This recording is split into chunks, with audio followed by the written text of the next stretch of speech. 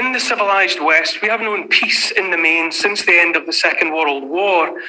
There have been countless conflicts since, of course there have, and our fighting men and women have been in harm's way over and over again. But for most of us here in our homes, we have known unprecedented peace and freedom for more than 70 years. It's my belief that we have lived in peace and freedom for so long, longer than the biblical 80 years and 10.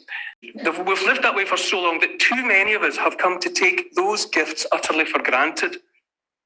So taken for granted are our freedoms now.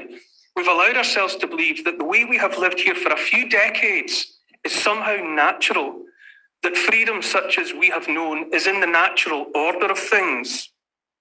But of course, even the most cursory look at history reveals that our way of life here has been the most unnatural of any yet seen on planet Earth. Our way of peace and freedom has been nothing less than bizarre by comparison to everything else that has gone before.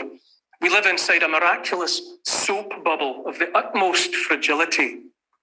Or you might say that rather we exist in a penthouse flat at the top of a great tower. We've been afforded the best views in the history of humankind, but only because we are held aloft by that tower, made of centuries and millennia of suffering and sacrifice. And in so many ways now, we seem to be kicking at the masonry and the planks that are holding us up. And if we do away with that tower, where will we be? We will not remain aloft.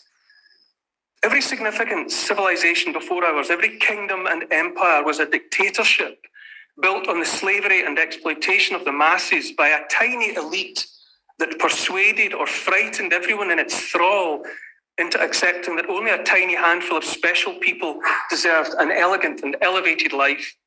Babylon, Egypt, Greece, Persia, Rome, Ottoman, every one of them built on and by slaves whose lives were deemed to matter not at all.